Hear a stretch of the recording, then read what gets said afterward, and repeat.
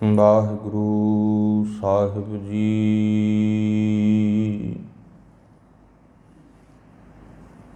ਤੇਰੇ ਕਵਣ ਕਵਣ ਗੁਣ ਕਹਿ ਕਹਿ ਗਾਵਾ, ਤੂੰ ਸਾਹਿਬ ਗੁਣੀ ਨਿਧਾਨਾ।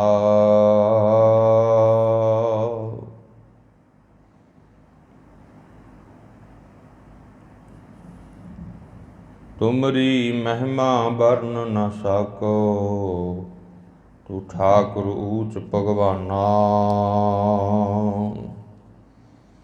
ਤੂੰ ਮੇਰੋ ਮੇਰ ਪਰਬਤ ਸੁਆਮੀ, ਓਟ ਗਹੀ ਮੈਂ ਤੇਰੀ। ਨਾ ਤੁਮ ਡੋਲੋ ਨਾ ਹਮ ਗਿਰਤੇ, ਰਖ ਲੀਨੀ ਹਰ ਮੇਰੀ। ਗਿਆਨ ਧਿਆਨ ਕਿਛ ਕਰਮ ਨਾ ਜਾਣਾ, ਸਾਰ ਨਾ ਜਾਣਾ ਤੇਰੀ। ਸਭ ਤੇ ਵੱਡਾ ਸਤਿਗੁਰ ਨਾਨਕ, ਜਿਨ ਕਲ ਰਾਖੀ ਮੇਰੀ।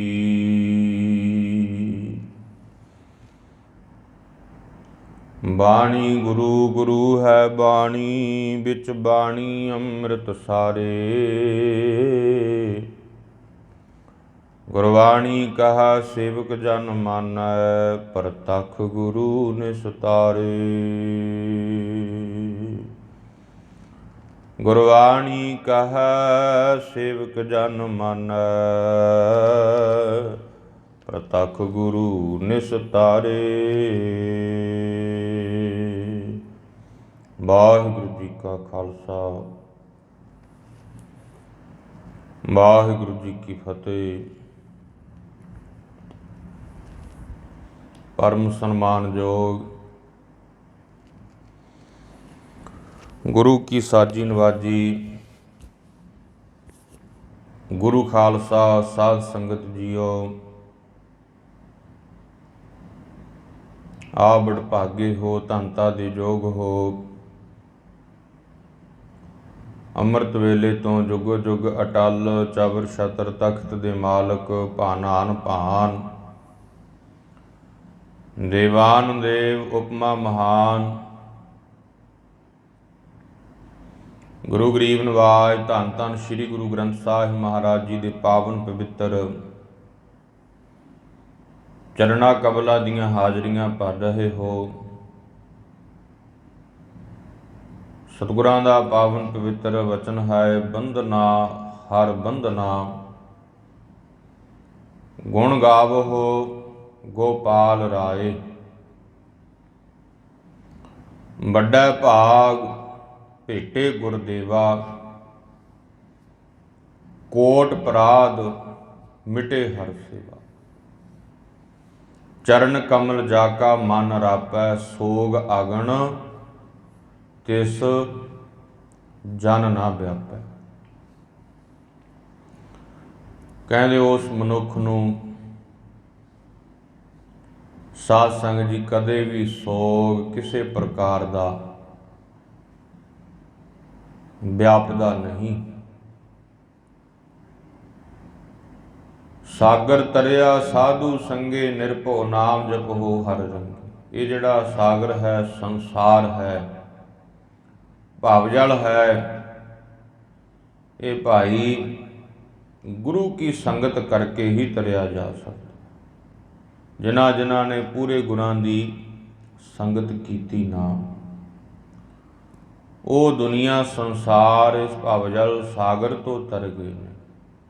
ਸਾਗਰ ਤਰਿਆ ਸਾਧੂ ਸੰਗੇ, ਨਿਰਭਉ ਨਾਮ ਜਪੋ ਹਰ ਰੰਗੇ। ਜਿਨ੍ਹਾਂ ਨੇ ਹਰੀ ਪਰਮੇਸ਼ਰ ਦੇ ਨਾਮ ਨੂੰ ਜਪਿਆ, ਉਸ ਨਿਰਭਉ ਨੂੰ ਜਪਿਆ, ਜਿੱਥੇ ਸਾਰੇ ਭੈ ਖਤਮ ਹੋ ਜਾਂਦੇ। ਨਿਰਭਉ ਜਿੱਥੇ ਸਤਿਗੁਰਾਂ ਨੇ ਗੱਲ ਕੀਤੀ ਹੈ, ਭੈ ਕਾਹੂ ਕੋ ਦੇਤ ਨਹਿ, ਨਹਿ ਭੈ ਮਾਨਤ ਆਨ। ਨਾ ਜਿੱਥੇ ਕਿਸੇ ਨੂੰ ਭੈ ਦਿੱਤਾ ਜਾਂਦਾ ਔਰ ਨਾ ਕਿਸੇ ਦੇ ਭੈ ਵਿੱਚ ਰਹਿਆ ਜਾ ਸਕਦਾ, ਇਹ ਐਸੇ ਗੁਰੂ ਨੇ।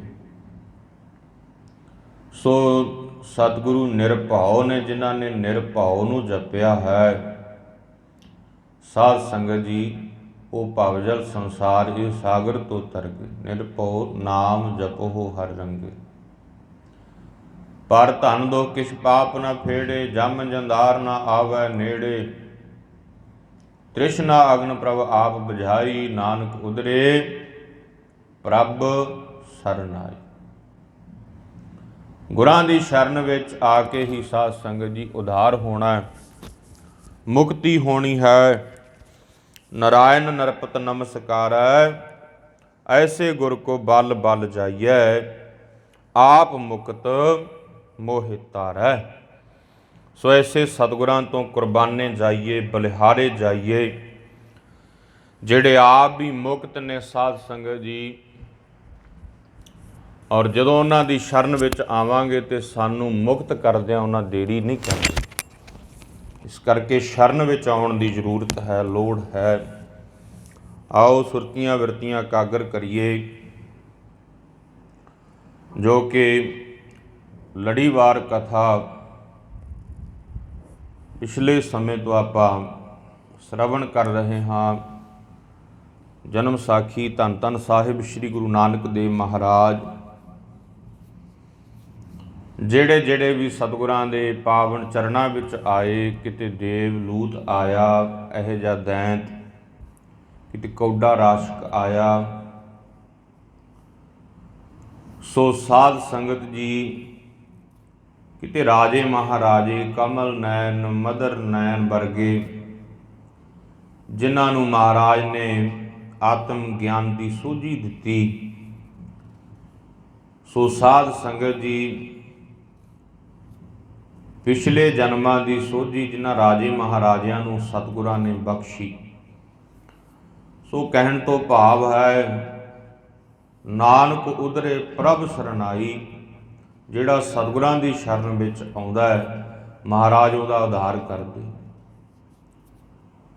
ਉਹ ਮੁਕਤੀ ਪਦ ਨੂੰ ਪ੍ਰਾਪਤ ਹੁੰਦਾ ਹੈ, ਮੋਕਸ਼ ਨੂੰ ਪ੍ਰਾਪਤ ਹੁੰਦਾ ਹੈ।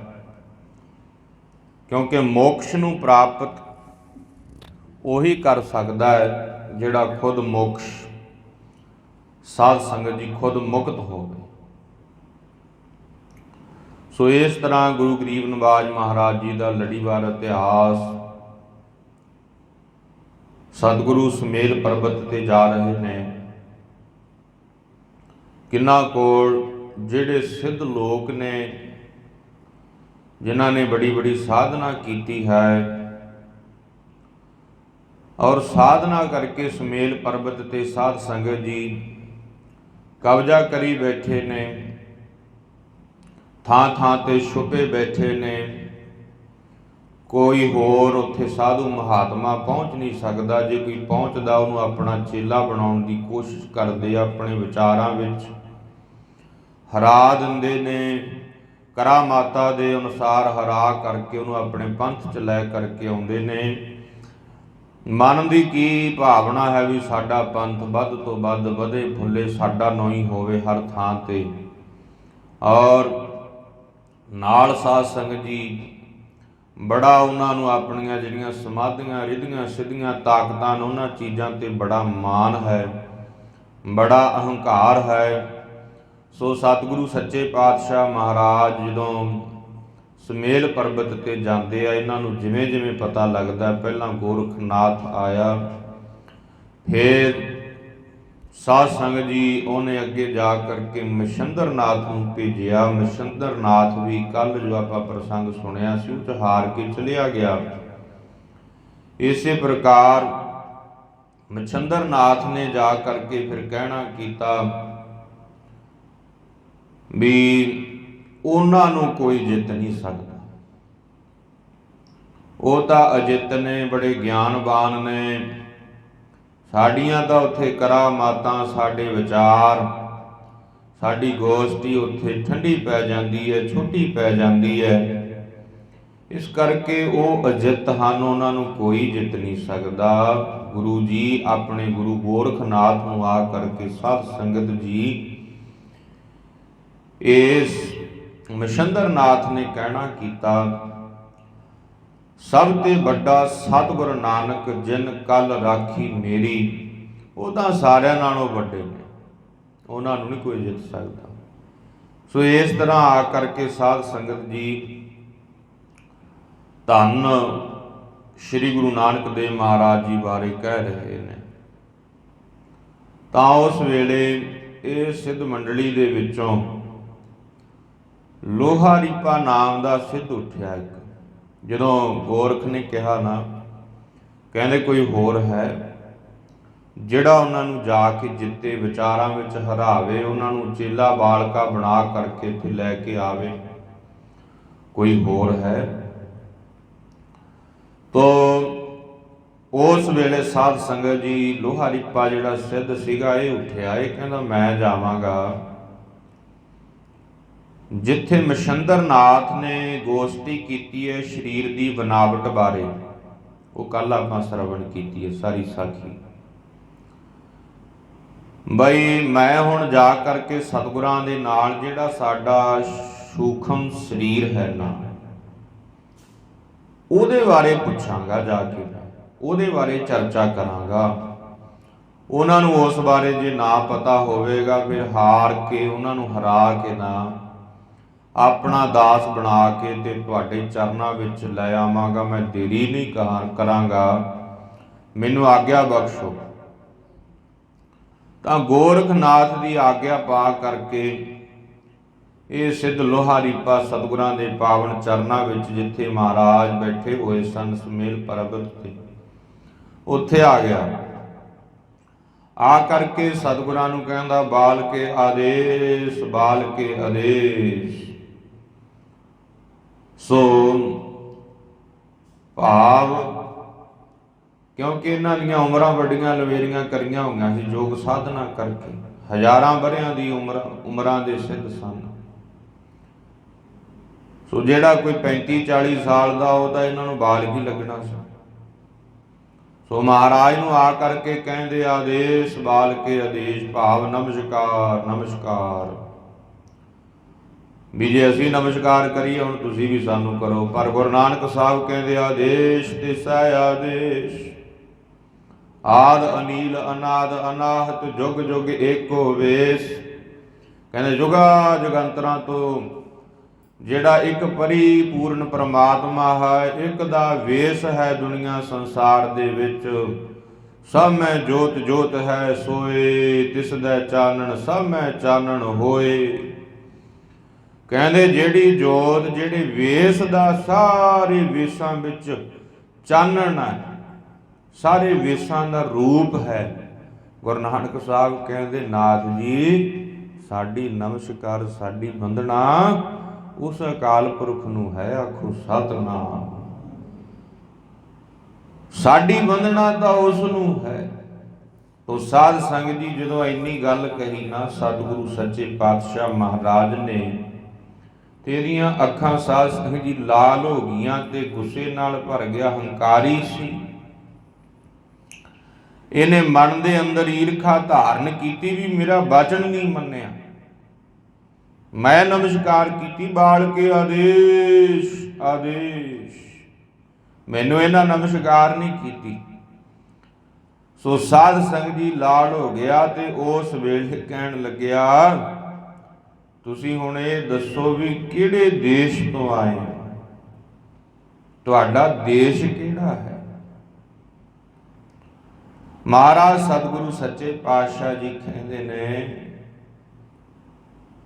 ਸਾਡਾ ਦੇਸ਼ ਤਾਂ ਭਾਈ ਬੇਗਮਪੁਰਾ ਹੈ, ਜਿੱਥੇ ਅਨਾਹਤ ਧੁਨੀਆਂ ਵੱਜਦੀਆਂ ਨੇ, ਇਹ ਸਾਡਾ ਦੇਸ਼ ਹੈ। ਤੁਹਾਡਾ ਵੇਸ ਕੀ ਹੈ?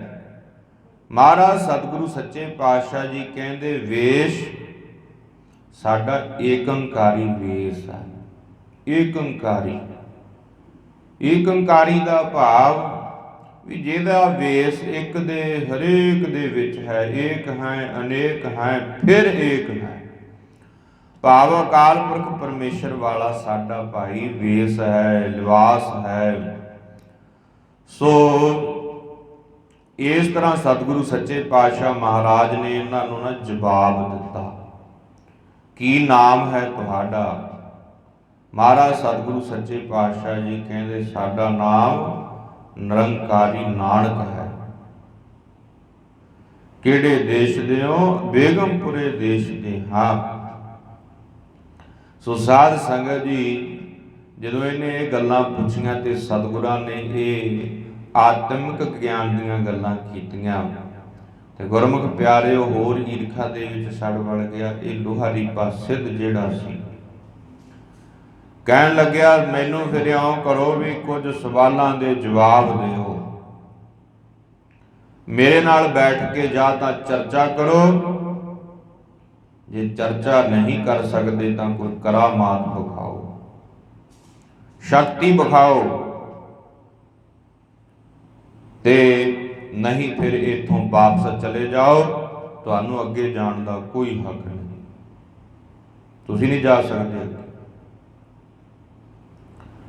ਸਤਿਗੁਰੂ ਸੱਚੇ ਪਾਤਸ਼ਾਹ ਮਹਾਰਾਜ ਉਸ ਵੇਲੇ ਕਹਿਣ ਲੱਗੇ, ਭਾਈ ਗੁੱਸੇ ਕਾਹਤੋਂ ਹੁੰਨਾ ਸਿੱਧਾ, ਐਨੀ ਈਰਖਾ 'ਚ ਸੜਦਾ ਬਲਦਾ ਕਿਉਂ ਹੈ? ਮਹਾਰਾਜ ਕਹਿੰਦੇ ਰੋਸ ਨਾ ਕੀਜੈ ਉੱਤਰ ਦੀਜੈ, ਕਿਉਂ ਪਾਈਐ ਗੁਰਦੁਆਰੋ, ਇਹੋ ਮਨ ਚਲ ਤੋ ਸੱਚ ਘਰ ਵੈਸੇ, ਨਾਨਕ ਨਾਮ ਆਧਾਰੋ। ਕਹਿੰਦੇ ਰੋਸ ਕਾਹਤੋਂ ਕਰਦਾ ਭਾਈ, ਇੰਨਾ ਗੁੱਸਾ ਈਰਖਾ ਅੰਦਰ ਕਾਹਤੋਂ ਲਈ ਬੈਠਾ ਹੈ, ਕਾਹਤੋਂ ਹੰਕਾਰੀ ਹੋਇਆ ਬੈਠਾ? ਰੋਸ ਨਾ ਕੀਜੈ ਉੱਤਰ ਦੀਜੈ, ਕਹਿੰਦੇ ਰੋਸ ਨਾ ਕਰ, ਵਿਚਾਰ ਕਰ, ਆਪਣਾ ਉੱਤਰ ਦੇ, ਕੀ ਸਵਾਲ ਆ ਤੇਰੇ, ਲਿਆ ਦੱਸ ਸਾਨੂੰ।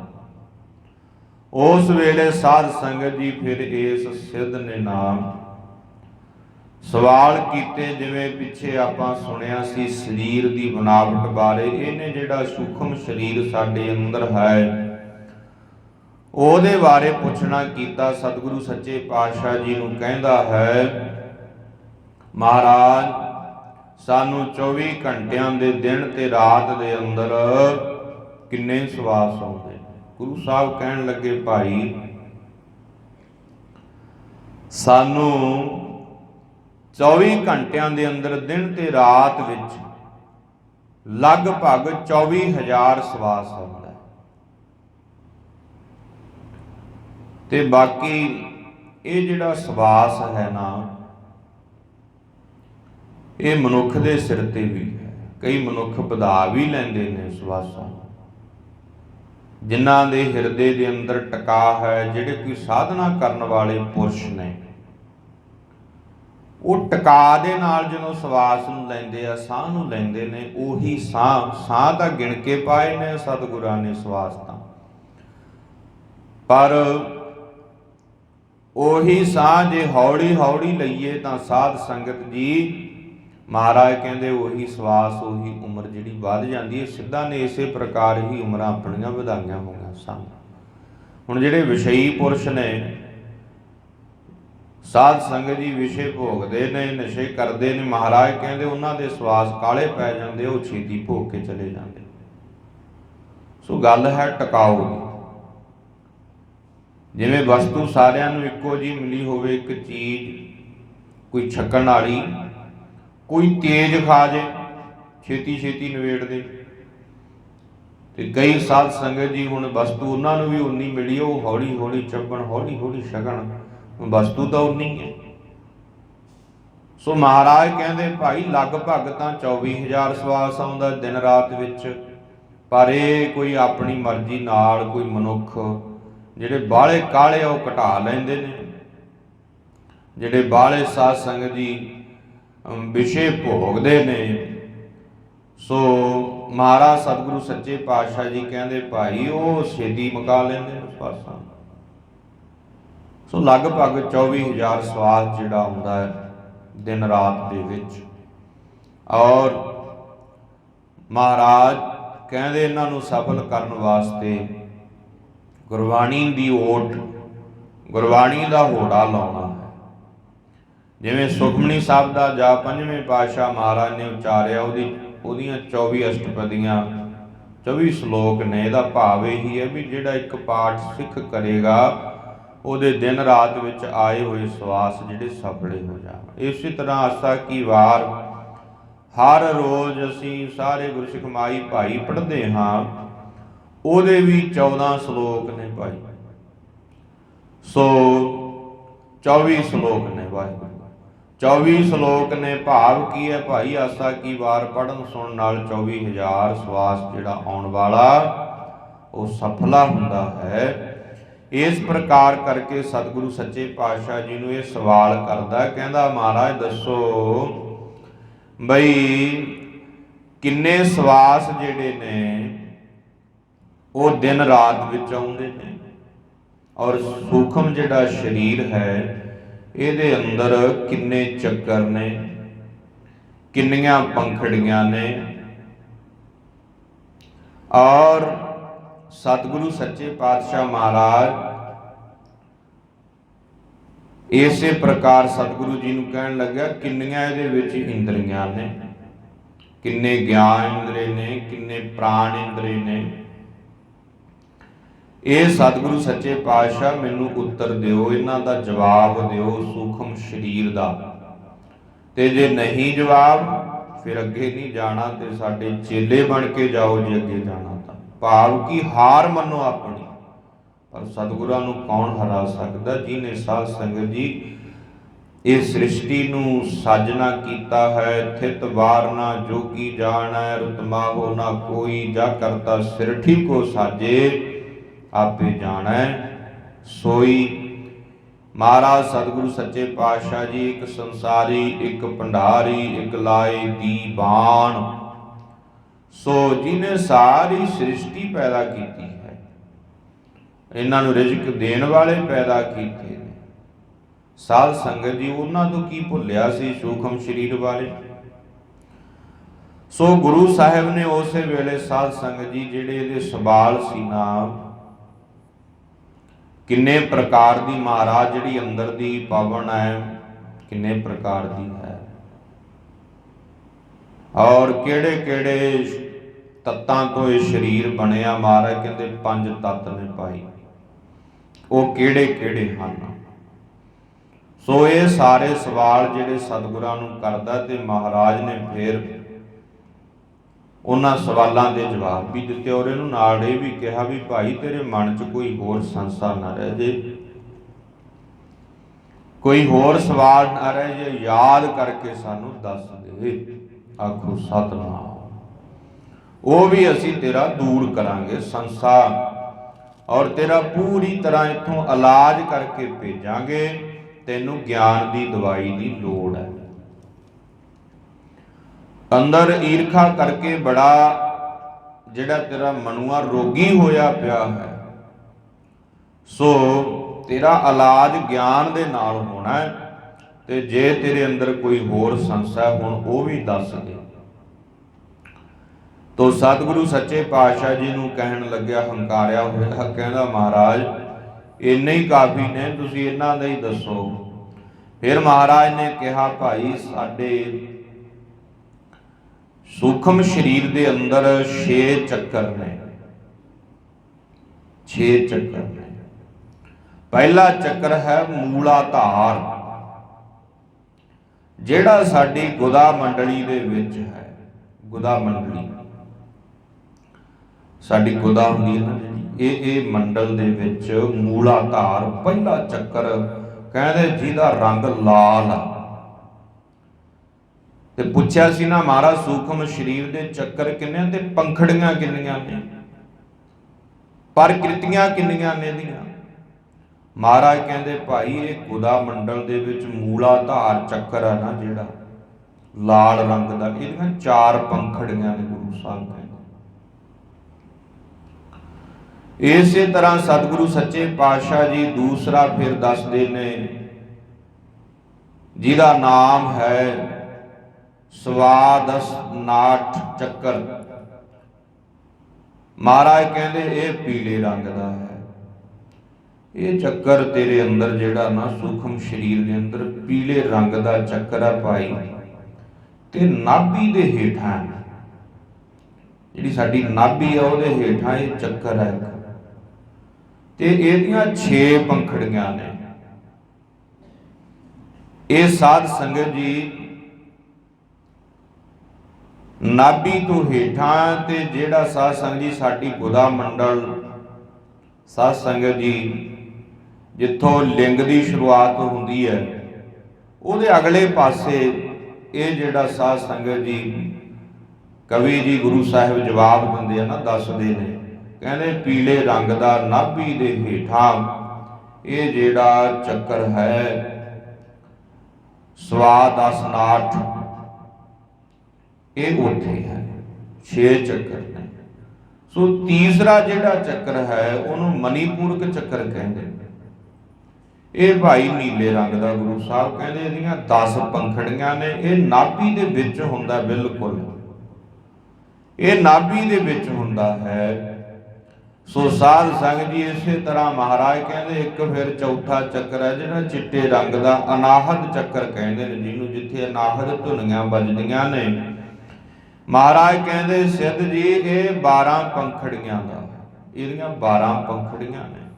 ਇਹ ਹਿਰਦੇ ਦੇ ਵਿੱਚ ਵਾਸਾ ਕਰਦਾ ਇਹ ਚੱਕਰ। ਇਸ ਤਰ੍ਹਾਂ ਮਹਾਰਾਜ ਚੱਕਰਾਂ ਬਾਰੇ ਦੱਸ ਰਹੇ ਨੇ, ਕਿੰਨੇ ਚੱਕਰ ਨੇ। ਮਹਾਰਾਜ ਕਹਿੰਦੇ ਭਾਈ ਪੰਜਵਾਂ ਚੱਕਰ ਹੈ ਵਿਸੁੱਧ ਚੱਕਰ, ਜਿਹਦੀਆਂ 16 ਪੰਖੜੀਆਂ ਨੇ। ਇਹ ਵਿਸੁੱਧ ਚੱਕਰ ਜਿਹੜਾ ਹੈ ਨਾ, ਇਹ ਕੰਠ ਦੇ ਵਿੱਚ ਰਹਿੰਦਾ ਹੈ, ਇਹਦਾ ਵਾਸਾ ਕੰਠ 'ਚ ਹੈ। ਇਹ ਸੂਖਮ ਸਰੀਰ ਦੀ ਗੱਲ ਕਰ ਰਹੇ ਨੇ।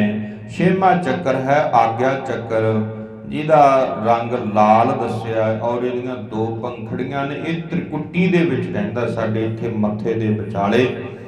ਮਹਾਰਾਜ ਕਹਿੰਦੇ ਇਸ ਤ੍ਰਿਕੁਟੀ ਦੇ ਵਿੱਚ ਵੀ ਭਾਈ ਇੱਕ ਚੱਕਰ ਹੈ ਜਿਹਦਾ ਨਾਮ ਹੈ ਆਗਿਆ ਚੱਕਰ। ਸੋ ਇਸ ਤਰ੍ਹਾਂ ਸਤਿਗੁਰੂ ਸੱਚੇ ਪਾਤਸ਼ਾਹ ਮਹਾਰਾਜ ਕਹਿੰਦੇ ਨੇ ਭਾਈ ਇਹ ਹਨ ਸਾਰੇ ਅਵਾਇਸ਼ੀ ਚੱਕਰ। 6 ਚੱਕਰ ਨੇ, ਖੱਟ ਚੱਕਰ ਨੇ ਸਰੀਰ ਸੂਖਮ ਸਰੀਰ ਦੇ।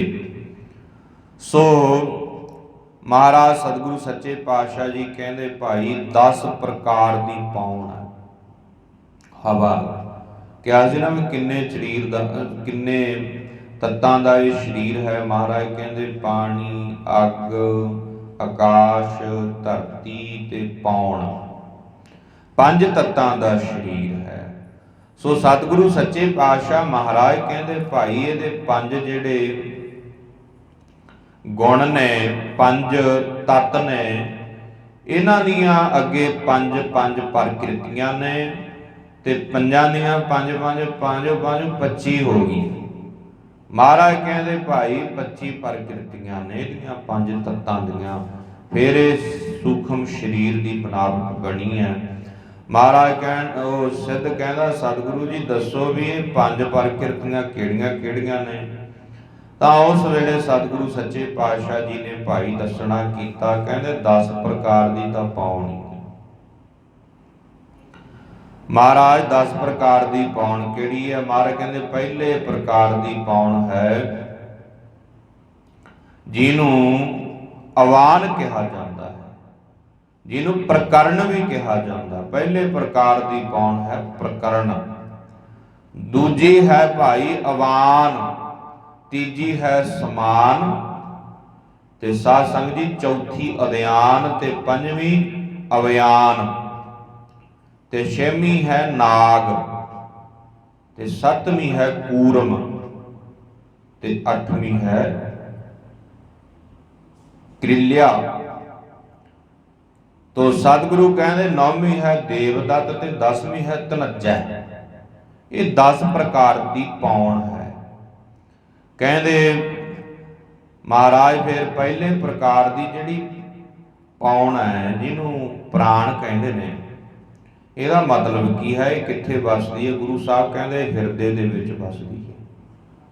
ਪ੍ਰਾਣ, ਪ੍ਰਾਣਾਂ ਦਾ ਚੱਲਣਾ, ਕਹਿੰਦੇ ਇਹ ਵੀ ਇੱਕ ਪੌਣ ਹੈ। ਇਸੇ ਪ੍ਰਕਾਰ ਗੁਰੂ ਸਾਹਿਬ ਕਹਿੰਦੇ ਭਾਈ ਦੂਜੀ ਹੈ ਅਵਾਨ, ਜਿਹੜੀ ਸਾਡੇ ਸਾਰੇ ਸਰੀਰ ਦੇ ਵਿੱਚ ਗੁਰਮੁਖ ਪਿਆਰਿਓ ਗੁਦਾ ਤੋਂ ਲੈ ਕੇ ਸਾਰੇ ਸਰੀਰ ਦੇ ਵਿੱਚ ਸਵਾਸ ਜਿਹੜੇ ਚੱਲਦੇ ਨੇ ਸਾਧ ਸੰਗਤ ਜੀ, ਇਹਦਾ ਵਾਸਾ ਗੁਦਾ ਦੇ ਵਿੱਚ ਹੈ। ਕਿਉਂਕਿ ਪੌਣ ਤੋਂ ਪਾਣੀ ਤੋਂ ਬਿਨਾ कोई भी सूक्ष्म शरीर की जिहड़ी ਬਣਤਰ है प्रकृति है वो चलती नहीं। महाराज कहते इस हवा का इस पौन का जिहड़ी अवान आ ना ये भाई गुदा दे विच वासा है। तीसरी है भाई समान, जिहड़ी सारे शरीर विच साडे समान हवा जिहड़ी है ना वो सारे शरीर विच सर्कुलेशन करती है सारे शरीर में। चौथी महाराज कहते उद्यान है, जिहड़ी गले दे विच गले नूं सानू हवा दिंदी है। साडा गला बनदा हवा नाल ही। आपां कहंदे फलाने दी आवाज़ खराब हो रही है, लगदा जिवें तेरी हवा निकल गई। सो भाव एक हवा जी निकल जाती है। साध संगत जी गला बैठ जाना जां पतली जी आवाज़ हो जानी मनुख दी। सो इस तरह ये गले विच भी एक हवा है, पौन है, उद्यान कहंदे उहनूं। सो पंजवीं है भाई अव्यान, ये भी साडे सारे पैरों तो लैके साध संगत जी भाव अंगूठे तो लैके सिर तक। सो ये भी भाई सर्कुलेशन करती है अव्यान, पंजवीं हवा। छेवीं हवा है नाग जिहनूं कहंदे ने। ये नाग जिहड़ी हवा है साध संगत जी ये काहदा काम करदी, कहंदे जिहड़ा सानूं ढकार आउंदा प्रशादा छकण तो बाद, ये भी एक हवा है। सो महाराज कहंदे सतवीं है कूरम, जिहड़ी भाई असीं अखां झमकदे आ ना ये भी एक हवा है। अखां बारी बारी झमकदियां ने साडियां निमख निमख तो साध संगत जी। सो महाराज गुरु गरीब नवाज दस रहे ने, कहंदे भाई सतवीं जिहड़ी कूरमा ना ये अखां नूं सर्कुलेशन दिंदी है, अखां नूं हवा दिंदी है, तां अखां वेख सकदियां ने। इसे तरह फिर किरकिल्या जिहड़ी अठवीं ये छिक दा काम करदी, जिहड़ी सानूं छिक आउंदी है ये भी हवा है शरीर दी, छिक आउंदी है। सो साध संगत जी ये आउणी बड़ी जरूरी है। ये भी एक हवा है, शरीर की प्रकृति है। ये विधान बनया होया शरीर का सारा सूक्ष्म शरीर बारे गुरु साहब जी लोहा रूपा जिहड़ा सिद्ध आया इहनूं दस रहे ने और पूरी दुनिया नूं उपदेश दे रहे ने भाई। सो छिक आउणी बड़ी जरूरी है। कई बारी असीं वहम ही कर जाने भी फलाने ने छिक मारी, जे बंदा उठ खड़िया कि बह जा इहने छिक मारी, किड्डा वड्डा भरम है। महाराज कहंदे ये तां हवा भाई साडे शरीर दी। सो इस तरह सतगुरु सच्चे पातशाह कहंदे भाई छिक आउणी किरकिल्या हवा कहंदे इहनूं। ये अठवें प्रकार दी है। सो नौवें प्रकार दी है देवदत्त हवा। सो भाई ये देवदत्त काहदा काम करदी, जिहड़ी सानूं वासी आउंदी, असीं कहने सानूं वासी आ गई, जंबाई भी कह दिंदे। सो वासियां लगणियां, वासी आउणी, ये भी साडे शरीर दी नौवें प्रकार दी हवा। साध संगत जी महाराज कहंदे वासी है। और 10वें प्रकार दी हवा है तनिजा। जदों साडे शरीर विचों प्राण निकल जांदे फिर तनिजा जिहड़ी हवा है ना वो साडे शरीर दे अंदर सर्कुलेशन उदों करदी है। तनिजा प्रकार दी जिहड़ी हवा है। सो महाराज कहंदे भाई पंज तत्तां दा ये शरीर है, पानी, धरती, आकाश, पौन ते अग्नि। ਇਹਦੀਆਂ ਅੱਗੇ ਪੰਜ ਪ੍ਰਕਿਰਤੀਆਂ ਨੇ। ਹੁਣ ਅਗਨੀ ਦੀਆਂ ਪੰਜ ਪ੍ਰਕਿਰਤੀਆਂ ਕਿਹੜੀਆਂ ਨੇ ਪ੍ਰਕਿਰਤੀਆਂ? ਕਹਿੰਦੇ ਇੱਕ ਤਾਂ ਜੋਤ, ਜਿਵੇਂ ਸਾਡੀਆਂ ਅੱਖਾਂ ਜਿਹੜੀਆਂ ਵੇਖਦੀਆਂ ਨੇ ਇਹਨਾਂ ਵਿੱਚ ਜੋਤ ਆ ਨਾ ਤਾਂ ਹੀ ਵੇਖ ਰਹੀਆਂ ਨੇ। ਇਹ ਅਗਨੀ ਦੀਆਂ ਪ੍ਰਕਿਰਤੀਆਂ ਨੇ ਪੰਜ। ਫਿਰ ਕਹਿੰਦੇ ਨੀਂਦ, ਸੌਣਾ। ਮਹਾਰਾਜ ਕਹਿੰਦੇ ਇਹ ਵੀ ਭਾਈ ਦੂਜੀ ਪ੍ਰਕਿਰਤੀ ਹੈ। फिर वासी आउणी, भुख लगनी, प्यास लगनी। सो इस तरह महाराज कहते भाई पंज प्रकार का ये तत्त है। अग्नि दे विचों पंज चीज़ां पैदा होंदियां। फिर पौण की गल करते हैं सतगुरु जी, कहते पौण इहदियां प्रकिरतियां किहड़ियां ने? कहते स्पर्श, चमड़ी नूं एक दूजे नूं स्पर्श करना, ये पौण की साध संगत जी प्रकिरति है।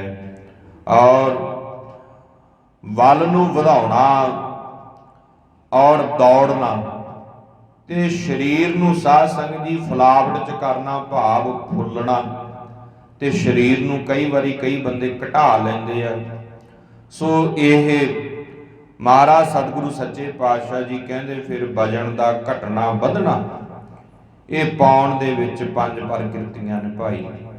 ਇਸੇ ਪ੍ਰਕਾਰ ਆਕਾਸ਼ ਦੇ ਵਿੱਚੋਂ ਜਿਹੜੀਆਂ ਪ੍ਰਕਿਰਤੀਆਂ ਪੰਜ ਨੇ, ਜਿਵੇਂ ਸ਼ਬਦ ਸੁਣਨਾ, ਇਹ ਆਕਾਸ਼ ਜਿਹੜਾ ਨਾ ਸਾਨੂੰ ਸੁਣਨ ਦੀ ਸ਼ਕਤੀ ਦਿੰਦਾ। ਆਕਾਸ਼ ਗਗਨ ਜਿਹਨੂੰ ਕਹਿੰਦੇ ਆ, ਇਹ ਸਾਡਾ ਦਿਮਾਗ ਹੈ, ਸਾਡਾ ਸੀਸ ਸਿਰ ਹੈ। ਸੋ ਇਹ ਆਕਾਸ਼ ਹੈ, ਉੱਪਰਲਾ ਜਿਹੜਾ ਸਾਧ ਸੰਗਤ ਜੀ ਹਿੱਸਾ ਹੈ, ਇਹਦੇ ਵਿੱਚ ਕੀ ਹੈ? ਸ਼ਬਦ। ਔਰ ਮਹਾਰਾਜ ਕਹਿੰਦੇ ਫਿਰ ਇਹਦੇ ਵਿੱਚ ਭਾਈ ਲੋਭ ਵੀ ਪੈਦਾ ਹੁੰਦਾ, ਮੋਹ ਵੀ ਪੈਦਾ ਹੁੰਦਾ, ਦੁੱਖ ਵੀ ਪੈਦਾ ਹੁੰਦਾ, ਸੁੱਖ ਵੀ ਪੈਦਾ ਹੁੰਦਾ, ਪ੍ਰੀਤ ਪੈਦਾ ਹੁੰਦੀ ਆਪਣਿਆਂ ਦੀ। ਇਸ ਪ੍ਰਕਾਰ ਕਰਕੇ ਮਹਾਰਾਜ ਕਹਿੰਦੇ ਆਕਾਸ਼ ਜਿਹੜਾ ਤੱਤ ਹੈ ਨਾ, ਤੀਜਾ ਤੱਤ ਜਿਹੜਾ ਮਹਾਰਾਜ ਕਹਿੰਦੇ ਭਾਈ ਇਹਦੇ ਵਿੱਚੋਂ ਪੰਜ ਪ੍ਰਕਿਰਤੀਆਂ ਨੇ ਜਿਹੜੀਆਂ ਤੁਹਾਨੂੰ ਦੱਸ ਦਿੱਤੀਆਂ ਨੇ। ਇਸੇ ਤਰ੍ਹਾਂ ਫਿਰ ਧਰਤੀ ਪ੍ਰਥਮੀ ਕਹਿੰਦੇ ਆ ਜਿਹਨੂੰ, ਇਹਦੇ ਵਿੱਚੋਂ ਰੂਪ ਤੇ ਮਹਾਰਾਜ ਕਹਿੰਦੇ ਚੰਮ, ਹੱਡੀ ਤੇ ਹੱਡੀਆਂ ਤੇ ਮਾਸ ਜਿਹੜਾ, ਤੇ ਮਾਸ ਦੇ ਉੱਪਰ ਫਿਰ ਰੋਮ ਜਿਹੜੇ ਸਾਡੇ। ਤੇ ਸਾਧ ਸੰਗਤ ਜੀ ਇਸੇ ਪ੍ਰਕਾਰ ਮਾਸ ਦੇ ਅੰਦਰ ਫਿਰ ਬਰੀਕ ਜਿਹੜੀਆਂ ਨਾੜੀਆਂ, ਜਿਨ੍ਹਾਂ ਬਾਰੇ ਕੱਲ ਆਪਾਂ ਦੱਸਿਆ ਕਰੋੜਾਂ ਨਾੜੀਆਂ ਸਰੀਰ ਦੇ ਅੰਦਰ ਹਨ। ਸੋ ਇਸ ਤਰ੍ਹਾਂ ਮਹਾਰਾਜ ਕਹਿੰਦੇ ਸਰੀਰ ਸਾਡਾ ਧਰਤੀ ਰੂਪ ਹੈ ਭਾਈ। ਇਹਦੇ ਵਿੱਚੋਂ ਇਹ ਪੰਜ ਪ੍ਰਕਿਰਤੀਆਂ ਨੇ। ਇਸੇ ਪ੍ਰਕਾਰ ਮਹਾਰਾਜ ਕਹਿੰਦੇ ਪਾਣੀ, ਇਹਦੀਆਂ ਵੀ ਪੰਜ ਕਿਰਤੀਆਂ ਨੇ, ਪ੍ਰਕਿਰਤੀਆਂ ਨੇ। ਮਹਾਰਾਜ ਸਤਿਗੁਰੂ ਸੱਚੇ ਪਾਤਸ਼ਾਹ ਜੀ ਕਹਿੰਦੇ ਇਹਦੇ ਚੋਂ ਕੀ ਪੈਦਾ ਹੁੰਦਾ? ਪਾਣੀ ਤੋਂ ਲਹੂ, ਪਸੀਨਾ, ਪਿੱਤ ਤੇ ਮਹਾਰਾਜ ਕਹਿੰਦੇ ਕਫ ਤੇ ਸਾਧ ਸੰਗਤ ਜੀ ਨੀਰ। ਤੇ ਇਸੇ ਤਰ੍ਹਾਂ ਸਤਿਗੁਰੂ ਸੱਚੇ ਪਾਤਸ਼ਾਹ ਮਹਾਰਾਜ ਕਹਿੰਦੇ ਚੀਜ਼ਾਂ ਜਿਹੜੀਆਂ ਨਾ ਇਹ ਭਾਈ ਪੰਜ ਪ੍ਰਕਿਰਤੀਆਂ ਪਾਣੀ ਦੀਆਂ। ਸੋ ਪਾਂਜੋ ਜਿਹੜੀਆਂ ਇਹ ਭਾਈ 25 ਪ੍ਰਕਿਰਤੀਆਂ ਬਣ ਗਈਆਂ ਸੂਖਮ ਸਰੀਰ ਦੀਆਂ। ਪੰਜਾਂ ਤੱਤਾਂ ਦਾ ਇਹ ਇੱਕ ਕਿਲਾ ਬਣਿਆ ਹੋਇਆ ਹੈ, ਜਿਹਦੇ ਵਿੱਚ ਜੀਓ ਪਿੰਡ ਪਾਏ ਜਿਨ ਸਾਜਿਆ। ਜਿਉ ਸਾਡੀ ਜਿੰਦ ਰਹਿੰਦੀ ਹੈ, ਜਿੰਦ ਰੂਪੀ ਰਾਜਾ ਰਹਿੰਦਾ ਇਸ ਸਰੀਰ ਰੂਪੀ ਕਿਲੇ ਦੇ ਅੰਦਰ। ਜਿੱਥੇ ਬਾਹਰ ਦੇ ਸਰੀਰ ਦੀ ਗੱਲ ਮਛੰਦਰਨਾਥ ਨੂੰ ਮਹਾਰਾਜ ਨੇ ਦੱਸੀ ਆ, ਉਹਦੇ ਜਿਹੜਾ ਅੰਦਰਲਾ ਸਰੀਰ ਹੈ ਸਾਡਾ ਸੂਖਮ ਸਰੀਰ ਜਿਹਨੂੰ ਕਹਿੰਦੇ ਆ, ਉਹਦੇ ਬਾਰੇ ਅੱਜ ਭਾਈ ਲੋਹਾ ਰੀਪਾ ਨੂੰ ਸਤਿਗੁਰੂ ਸੱਚੇ ਪਾਤਸ਼ਾਹ ਜੀ ਨੇ ਸੁਚੇਤ ਕੀਤਾ, ਦੱਸਣਾ ਕੀਤਾ ਹੈ। ਭਾਈ ਲੋਹਾ ਰੀਪਾ ਇਹ ਇਉਂ ਕਰਕੇ ਸੂਖਮ ਸਰੀਰ ਦੀ ਬਨਾਵਟ ਬਣੀ ਹੋਈ ਹੈ। ਜਦੋਂ ਇਹ ਗੱਲਾਂ ਦੱਸੀਆਂ, ਹੁਣ ਇਹੋ ਜਿਹੀਆਂ ਗੱਲਾਂ ਕਦੇ ਸੁਣੀਆਂ ਹੀ ਨਹੀਂ ਸੀ ਲੋਹਾ ਰੀਪਾ ਨੇ। ਤਾਂ ਇਹੋ ਜਿਹਾ ਗਿਆਨ, ਬ੍ਰਹਮ ਗਿਆਨ, ਆਤਮਿਕ ਗਿਆਨ, ਕਿਉਂਕਿ ਅੱਗੇ ਸਾਧ ਸੰਗਤ ਜੀ ਜਿਹੜਾ ਬੈਠਾ ਉਹ ਪਾਰ ਬ੍ਰਹਮ ਆਪ ਬੈਠਾ ਹੋਇਆ, ਪਰਮੇਸ਼ਰ ਸਤਿਗੁਰੂ ਆਪ ਗੁਰੂ ਗਰੀਬ ਨਵਾਜ ਬੈਠੇ, ਸਾਰੇ ਸੰਸੇ ਹੀ ਦੂਰ ਕਰੀ ਜਾਂਦੇ ਨੇ। ਸੋ ਮਹਾਰਾਜ ਸਤਿਗੁਰੂ ਸੱਚੇ ਪਾਤਸ਼ਾਹ ਜੀ ਨੂੰ ਫਿਰ ਕਹਿਣ ਲੱਗਿਆ, ਸਤਿਗੁਰੂ ਜੀ ਹਾਟੀ ਵਾਟੀ ਰਹਿ ਨਿਰਾਲੇ ਰੂਪ ਵਿਰਖ ਉਦਿਆਨੇ, ਕੰਦ ਮੂਲ ਆਹਾਰੋ ਖਾਈਐ, ਔਦੂ ਬੋਲੇ ਗਿਆਨੇ, ਤੀਰਥ ਨਹਾਈਐ, ਸੁਖ ਫਲ ਪਾਈਐ, ਮੈਲ ਨਾ ਲਾਗੈ ਕਾਈ। ਗੋਰਖ ਪੂਤ ਲੋਹਾ ਰੀਪਾ ਬੋਲੇ, ਜੋਗ ਜੁਗਤ ਵਿਦ ਸਾਈ। ਲੋਹਾ ਰੂਪਾ ਜਿਹੜਾ ਸਿੱਧ ਹੈ ਨਾ, ਇਹ ਬੋਲਦਾ ਹੈ। ਸਿੱਧ ਗੋਸ਼ਟ ਦੀ ਬਾਣੀ ਆਪਾਂ ਪੜ੍ਹਦੇ ਹਾਂ ਨਾਲ ਨਾਲ। ਗੋਰਖ ਪੂਤ ਭਾਵ ਗੋਰਖਨਾਥ ਦਾ ਪੁੱਤਰ ਬਣ ਕੇ ਚੇਲਾ ਜਿਹੜਾ ਇਹ ਲੋਹਾ ਰੀਪਾ ਆਇਆ ਤੇ ਬੋਲਦਾ, ਜੋਗ ਜੁਗਤ ਵਿਦ ਸਾਈ। ਸਾਡੀ ਮਹਾਰਾਜ ਜੋਗ ਸਾਧਨਾ ਹੈ, ਇਸ ਵਿਧੀ ਦੇ ਨਾਲ ਅਸੀਂ ਇਹ ਜੁਗਤੀਆਂ ਸਿੱਖੀਆਂ ਨੇ।